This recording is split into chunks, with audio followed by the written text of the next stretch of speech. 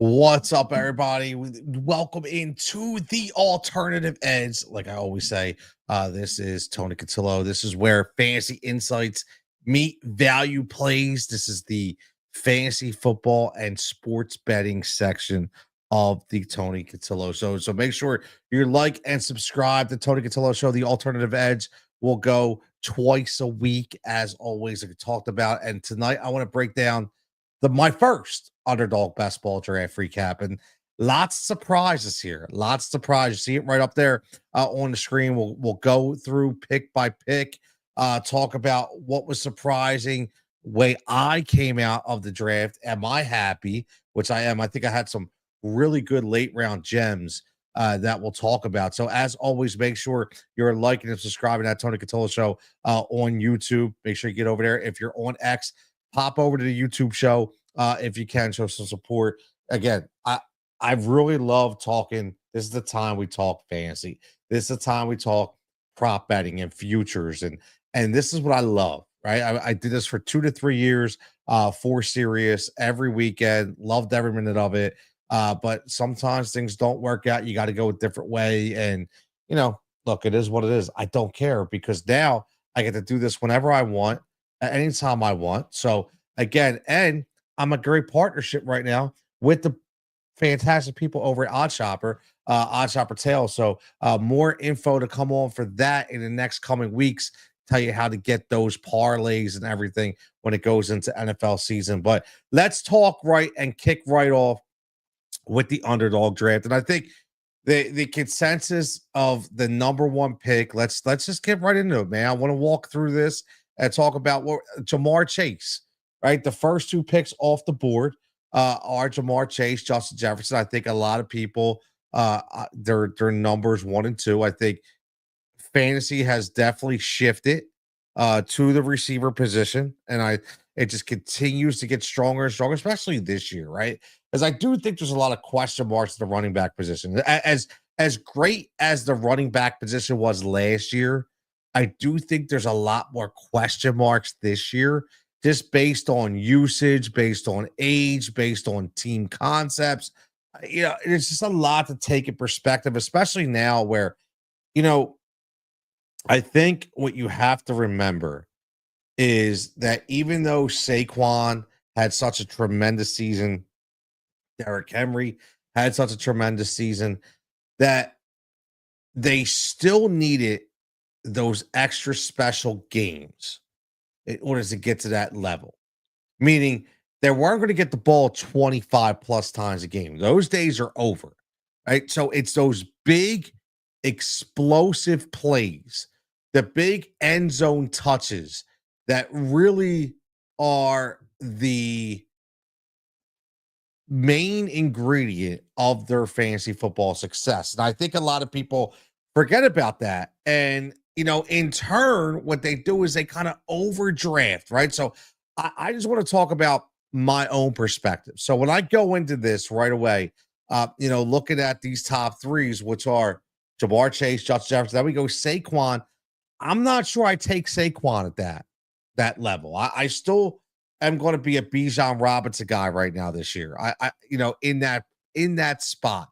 And I think what really surprised me, and I was number 6. It's 12 teams. I was number 6.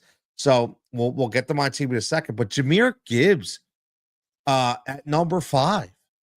And again, when you look at these running backs, they have to have explosive touches. I don't think you can really look at these running backs anymore and say it's all about how many touches they got. I think we have to look now at that running back position, and we have to look at explosive plays, and we have to look at explosive touches.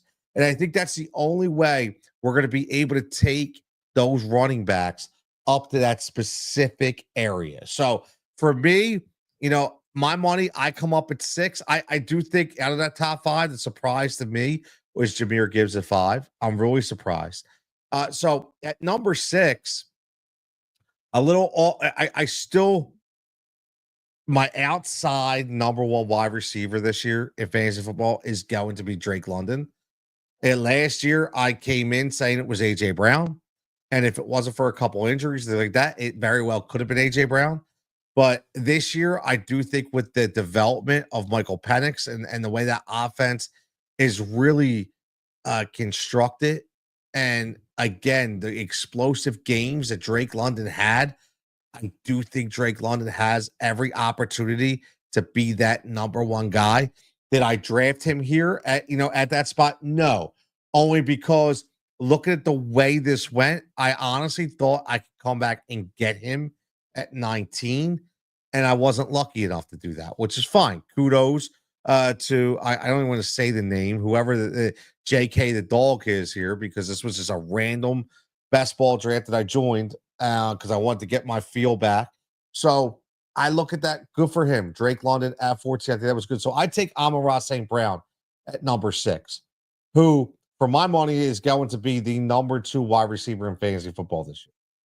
So, and it all depends. Again, like I don't care, who we're talking about at number 1, but I know that Amon-Ra is going to be, and again, for him, it's not going to be explosive touches at the wide receiver position. For him, it's just going to be max touches because that's what this guy does.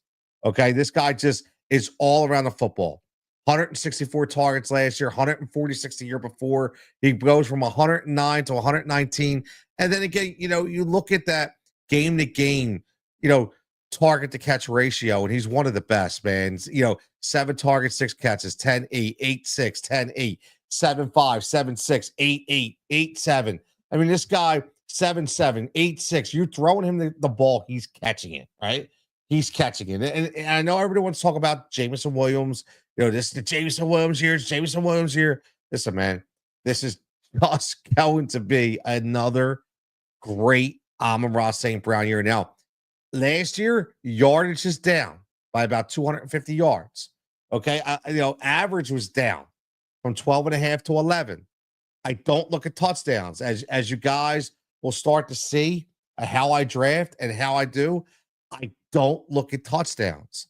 They are a premium stat. You cannot control how many times the guy gets in the freaking end zone. I say that all the time. Everybody wants to talk about touchdowns. Why are we talking about touchdowns? It doesn't matter. They are a premium, man. Like, you can't project touchdowns, okay? So I don't look at that. So looking at Amon-Ra, I just think with this offense, with the way that Jared Goff is going to be, he's easily going to be, he's already elite, okay? He's already elite, but listen, there's no way, barring injury, this guy is not going to get you 140 to 160 when the target time. And I think he catches over 120 balls this year.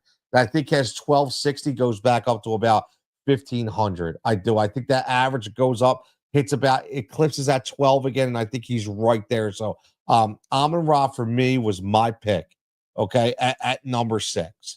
I didn't get Drake. That's okay. Drake London, I told you that. I didn't get Drake. That's okay. The guy beat me out coming back around. So, I take Amon-Ra St. Brown, and then the run goes, right, on the receiver. CeeDee Lamb, obviously, right? Another guy. Malik Neighbors. Very interesting. I want to get their temperature on Malik Neighbors. Now, I know everybody's buying in because you have a couple go up and get them kind of quarterbacks, and Russell Wilson and Jameis Winston, whoever's going to be the quarterback. You have Jackson Dart, the rookie. You got a lot of guys just going to throw the ball up and hope Malik Neighbors grabs it. I listen, again, it did work out a little bit last year with George Pickens, but with Russ, we've seen it in Seattle with DK. But at this age, I do think that Malik Neighbors, his best bet would be to have Jameis Winston. I think we all agree on that, because the guys that Russ is going to target more are going to be a guy like Wan'Dale Robinson, who's going to get you 10 catches for 70 yards. Like, that's going to be that kind of Russell Wilson type of game plan.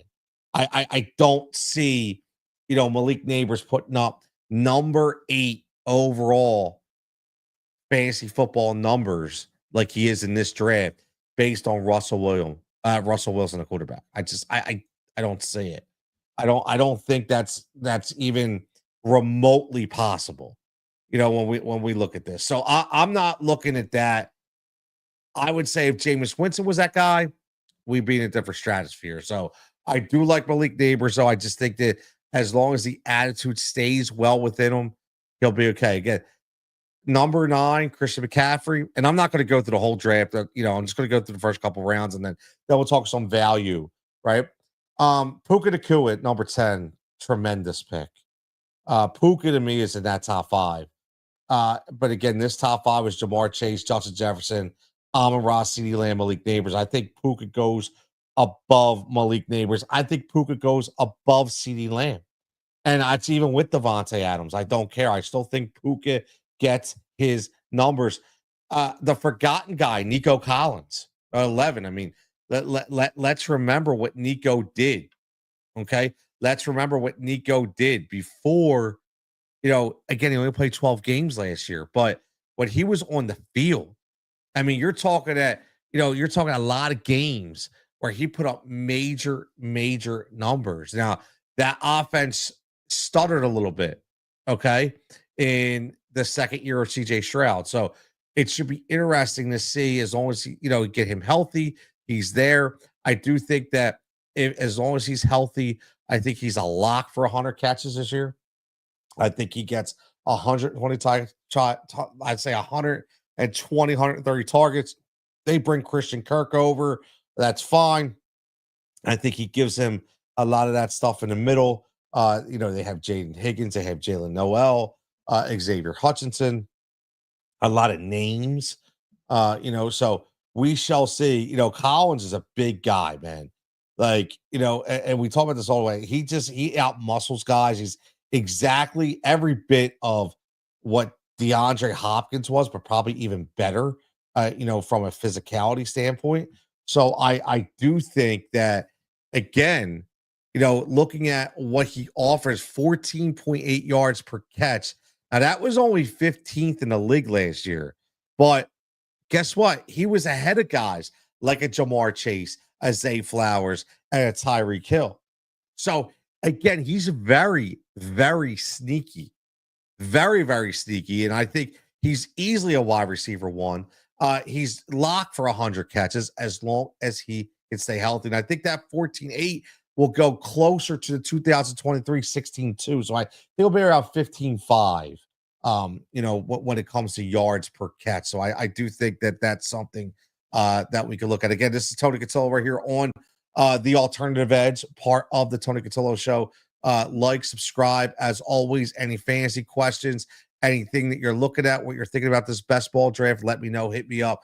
I like to really get involved the first couple rounds, and then I'm going to give you my best ball gems that I was able to snag. Now, I come back around and I get the guy that I love, and that's Chase Brown. Now, I'm seeing a lot of people dogging a Chase Brown guy. Don't draft Chase Brown. Don't draft Chase Brown. Blah, blah, blah, blah. Listen, man, I always say, just be careful. Sometimes too much knowledge can really hurt you, right? Because you just start deep diving in everything, you're going to pull something out. All I know is this guy, what did I talk about with Saquon? What I talk about with Bijan, right? We talked about earlier with the running back position. We need no more. It's not touches. It's about explosive plays, right? It's about explosive plays. And that's what I look at when we talk about Chase Brown. I look at explosive plays, and I look at where he was last year, and I look at, what we were projecting him to be. But again, you look at the way this offense is structured with so many mouths to feed in the passing game, and so much emphasis on those two big guys and T. Higgins and Jamar Chase, that even though Mike Gesicki as a tight end, man, he takes a lot of pressure, off of Joe Burrow. But then you have this guy in Chase Brown who could be certified scat back at times, right? I mean, he had games where he was at over 5 and 6 yards per touch.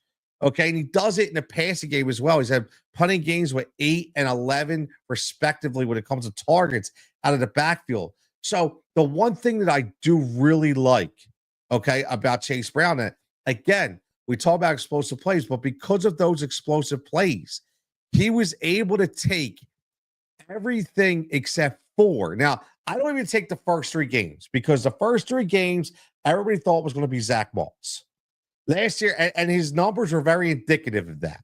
He only literally had 14 touches in the backfield in the first three games because even Zach Taylor came in with the Zach Moss effect. Everybody thought it was going to be Zach Moss. I drafted Chase Brown, but everybody else was jumping on Zach Moss, and I had the last laugh. Okay, but when you look at week 4 on, it was only 1 week below double digits. Okay, which was week 7 at Cleveland, where he had a putrid 2.9 yards per carry. But I think we all know how good that defensive line was out there in Cleveland. So I don't even look at that. I look at all the other games, 26, 24, 19, 19. I mean, he had a stretch, okay, from week 9 in Vegas, okay, or against Vegas, I should say. Week 9 against Vegas. Take me all the way down to week 15 at Tennessee, where he literally went 26, 25, 19, 19, 24, 26. And by the way, again, he only scored 3 touchdowns in those games. That's what I mean by explosive plays. This guy was all over, and he was only getting the ball 12, 14, 13 times in some of those games, and he still had those explosive plays. And that's what takes you over the top. That's what takes you over the top. So, again, I liked Chase Brown, came back, got him on the reverse. Now, another guy that I love that I've been talking about, I come back and I get Kyron Williams. I think the best ball in my, the best ball formula to me this year is I do think you got to grab those RBs early. I do. I think because you get the stud RBs early, there's a lot more value from the wide receiver position, a lot more value from the tight end position. Quarterbacks, you can wait. There's a lot of very intriguing quarterbacks. I'll show you what I did. But I love Kyron Williams because, again, he's a guy that gets the recipient of that Sean McVay offense, a guy that is going to be put in many different spots at many different times, playing behind guys like Puka and Devontae, Tyler Higbee if he's healthy, right?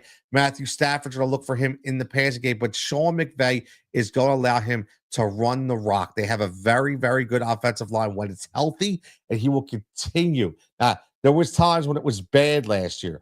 That's because it was, again, because it wasn't always healthy. But when they were healthy, they showed that Kyron Williams could run and hit those holes. So love Kyron Williams. So I start off, I'm feeling good. Amon-Ra St. Brown as one receiver. I go Chase Brown, Kyron Williams. Now, are going to go all the way down. You see the first 2 quarterbacks off the board are Lamar Jackson and Jaden Daniels. I'm sorry. Josh Allen was the first quarterback, and then 2 and 3 Lamar Jackson. I think the Jaden Daniels thing was a surprise at 36. I think people have to really, really remember. I mean, look at CJ Stroud last year. That Commanders team, I don't want to say they caught lightning in a bottle, and this kid's really good. I get it. But I don't know if I can put all my eggs in that basket. Right? Now it is best ball. So if you're going to draft Jaden Daniels, then I think you come back a little earlier than others and get another quarterback. Now, I was a little surprised. This guy takes Jaden Daniels at 36, and guess what? He doesn't take another quarterback until 132 with J.J. McCarthy, and he only takes 2 quarterbacks. That's suicide to me in best ball. That's suicide. I like, if I don't have 2 studs, I need 3 quarterbacks. So I don't like that play at all. I don't like that play at all. So for me, I come back on the reverse, and I was honestly looking to get Jalen Hurts. I thought I was going to be able to get him. He goes 41, and I missed him out by 2 picks. So I take the value on the board. And for me, that value, because I already have Chase Brown and Kyron Williams, I don't take James Cook for a 3rd running back. I take DK Metcalf. Listen, I'm extremely excited about what's going to go on out there in Pittsburgh. I know everybody's not happy about Aaron Rodgers. Let me just tell you something. Aaron Rodgers still throw the ball up, go get it. We watched it last year when he was on his game at times. He just threw the ball up and went get Garrett Wilson, right? I mean, Aaron Lazard. I mean, these guys just go up and get the ball. DK, again, listen, he's out to prove it. And when you have usually Mike Tomlin is that guy that you can play around. And he really likes to get involved with this talent. So I like the DK pick a lot. I think it's a lot of value. Now, right after that, DJ Moore, Xavier Worthy. I like all three of those picks, to be honest with you, because I'm a big Ben Johnson guy. So I definitely like what's going on out there in Chicago. I do think that Ben Johnson is going to turn that around. So I take DK Metcalf, and then I'm going to show you like my strategy. Okay. I really think I nailed this draft. And we're going to see where it goes. But I think I nailed this draft. And I think it started, okay, on the reverse. So I really like Chuba Hubbard. I do. However, I'm looking at the board, and I already see 4 quarterbacks gone. Josh Allen, Lamar Jackson, Jaden Daniels, Jalen Hurts. So I say to myself, do I pull the trigger? And I'm glad I did. And it was either going to be Patrick Mahomes or Joe Burrow. Now, hear me out. This actually played exactly the way I predicted, and I didn't expect it. Now, we already had Brock Bowers go for the tight end position. We already had Trey McBride go to tight end position. We already had George Kittle go at tight end position. Now we're in the 6th round. We're at 67. So, well, let's go Patrick Mahomes at 54. So I'm at 54, and I know I'm taking a quarterback just because I have a theory that it's going to start. Things are going to start to evolve. I take Patrick Mahomes. Why? Because Patrick Mahomes is still a top 3 quarterback in the NFL. Okay. He could be number 1. Fantasy wise, he's dipped off. I get it. But this year, if health is there, if Rashee Rice gets healthy, Xavier Worthy, another year of him. Okay. Hollywood Brown, healthy. Again, I mean, these guys get healthy, and Travis Kelce, that dude's prideful. He knows what's been talked about. So he wants to come back and prove that he can still play. Now, is he going to put up 1,500 yards? No. But in my mind, I'm thinking if I could get Travis Kelce in this draft and pair him up with Patrick Mahomes in a best ball draft, I think I'm winning. So I take Patrick Mahomes at 54, and I'm like, I'm going to have to take TK on the way back. I already know because he's not going to last. And it worked out exactly how I planned. I take Patrick Mahomes. Nobody takes a quarterback again. And then right before me at 66, somebody takes Joe Burrow. Congratulations. They got their guy. However, I get my guy in Travis Kelce. I think is a steal in the 6th round at 67. I think it's a steal for me in this draft. And then I said to myself, okay, I still want to go with another really solid receiver. Can I get another solid? I like a big 3. I do. And I'm going to be honest with you. I think another value play I know everybody's looking at Keon Coleman, but I still think it's Khalil Shakir out there in Buffalo. I watched it last year. He's all over. He could go deep. He could go slot. He could go across the middle. He can go post. He could come out of the backfield as a gadget guy. I really, really like what Khalil Shakir. I know my man Japan will watch this later, and he'll be hyping it up. But Khalil Shakir does everything. Okay, so for me, again, lots of value. That's why this is called the alternative edge. Fantasy insights meet value plays. And this is a value play. This, again, exactly. See, you just said clip this and send it to Japan. Listen, I look at getting a guy like Khalil Shakir at 78 in the 7th round in a best ball draft. And you look at who goes after him. Deebo Samuel, question mark. Jacoby Myers, question mark. Now, one could say that the guy that could have been taken at 78 and a better pick would be Josh Downs. I think Josh Downs will be a PPR monster. However, I'm still not sold on that offense out there in Indy. So I know what I'm getting. This is what for me, I've said this, whether it be on Sirius, whether it be on VSiN, whether it be here. I say it all the time. If I'm tied up between 2 offensive players, especially a receiver, I'm always looking at the QB. Who's got the better QB? And it's going to be hard-pressed to find a better QB than Josh Allen. So for me, I go with the better QB that's tied with the receiver, which is Khalil Shakir. So I take him. And then Jaden Reed, question mark. Stephon Diggs, question mark. Darnell Mooney, he could be a question mark. Okay. He wasn't consistent. So, I'm looking at these guys, and then before I even get to 91, Ricky Pearsall, question mark. Matthew Golden, am I going to wrap on a rookie at 78? No. Okay. So now what do I do? So now I can tell you, here's my dilemma.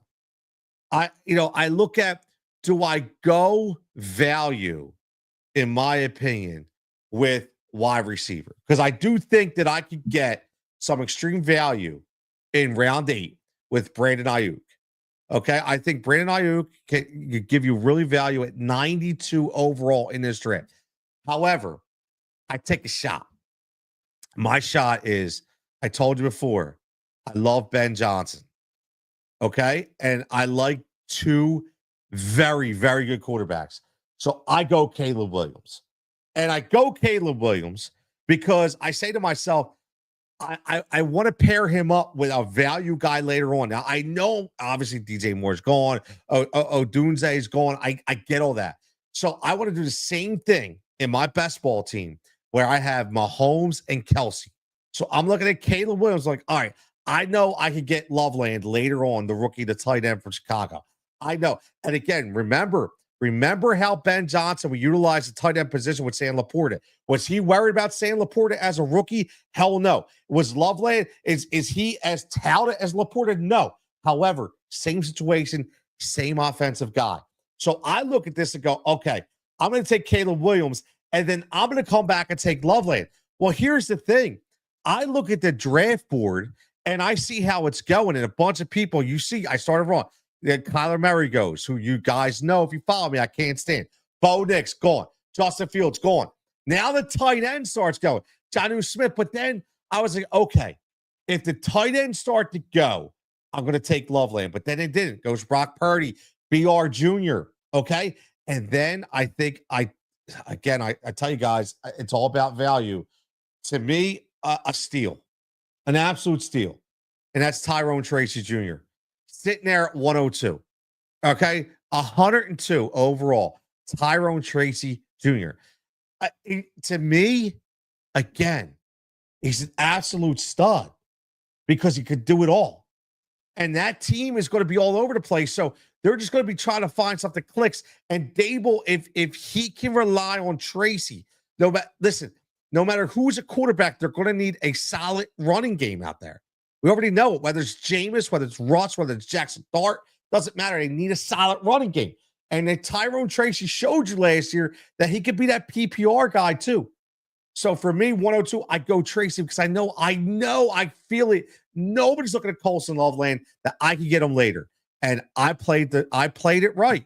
Okay. Because I looked at who was, guys and girls, listen, look at who's on your charts. This is why I do a tier system before I go in my drafts. Okay. I do a tier system because you have to read the room. Okay. Best ball is a little harder, right? Because best ball, there's so many different positions. Meaning that, you're going to go 18, 20 rounds. Everybody's in play. It's a little different. There's no actual lineup, so to speak, right? So you have to look at this, realistically. And when I was looking at the tight ends, I was like, all right, look, you still got David Njoku. Somebody's obviously he's going before Loveland, right? I still think Evan Ingram would go, and he did, okay, before Loveland. So I'm like, I know I can get Loveland here. I know I can get him. And guess what? At 115, I get Loveland. So now look at the way the team's set up, okay? Look at the way it's team. So now I have Caleb Williams, and I have the tight end Loveland, okay? I got Patrick Mahomes, and I have Travis Kelce. And look what I do coming back around. I grab another Kansas City Chief value in Hollywood Brown. So now I have the trifecta, okay, of Kansas City. This is best ball again. This is best ball. So now I have the trifecta. Now, what do? Let's start looking at some depth, okay? Let's start looking at some depth. You're going to see, again, a pattern here. All right, now Trey Benson didn't have a great year last year in Arizona. I love James Conner. However, Trey Benson goes, he adds about 5 to 10 pounds of muscle, wants to get a little tougher. He says, I know I can ball out there. Guess what? He's going to be a very important piece of that Arizona offense this year. I feel it. To get him at 139, I'm in. I come back. Joshua Palmer at 150. At 150. I love it. 13th round. I'm getting Joshua Palmer, who could be the #1 wide receiver when it's all said and done out there under Justin Herbert, a revitalized offense out there with Jim Harbaugh in his second year. I'm loving that 100%. So that's, again, another value play. Okay. And then let's go down. Roschon Johnson. You see the Chicago moniker, right? Again, you see what I'm doing. I'm building in best ball trifectas of the teams and the offenses that I really like based on the value. Okay? Based on the value. And then I go down, and what do I get? I get Aaron Rodgers. Who do I have up top? DK Metcalf. It's best ball, fellas. So guess what?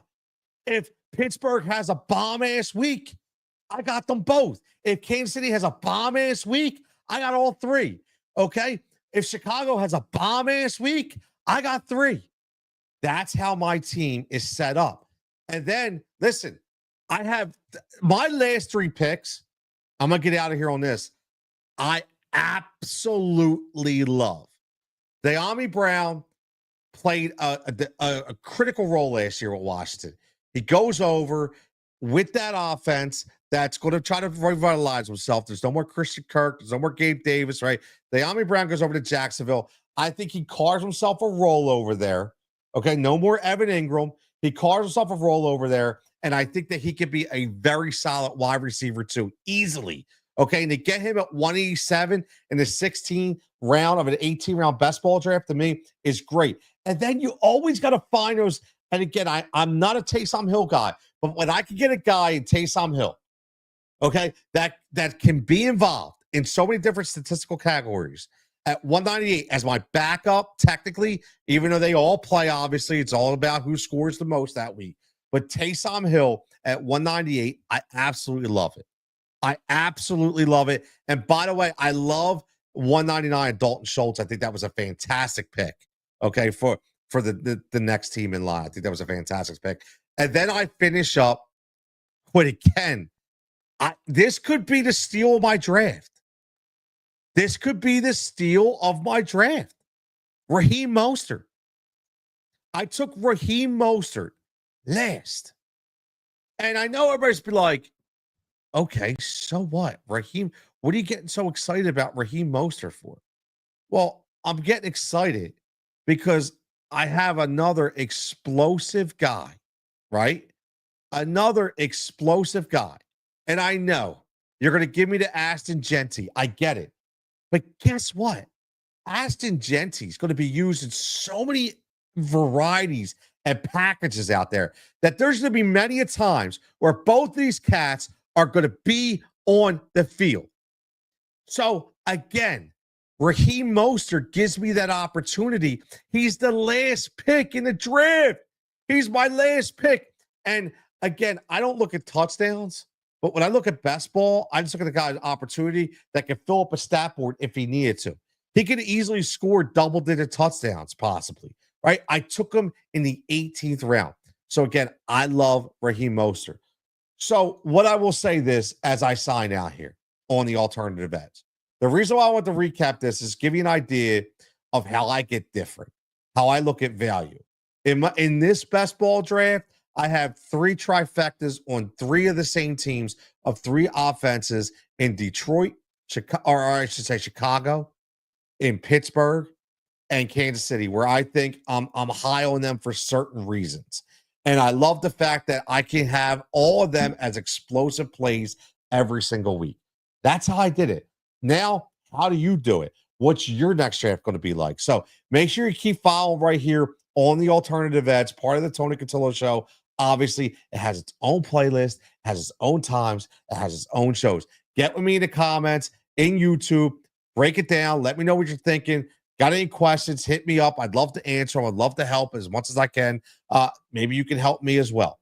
Okay, but I really like this as a solid breakdown. For again, for a team that gives you multiple opportunities to score in so many different facets. So again, I'm Tony Cotillo. Everybody, this is the Alternative Edge. Stay tuned. Make sure you're following the Tony Cotillo Show on TikTok. Make sure you're following the YouTube show because I'm going to be dropping some top threes when it comes to bets, and obviously going to be dropping a lot of betting content powered by our good fellows and our partners over there at Odd Shopper and Odd Shopper Tales. So already dropped some props last week, the week before, really getting them together. We're going to put some very, very interesting parlays together for week one in the month of August. So get ready for that. But as always, this is the Alternative Edge where fantasy insights meet value plays. We'll catch you back here another time, probably Thursday, for some more best ball talk, fantasy football, and future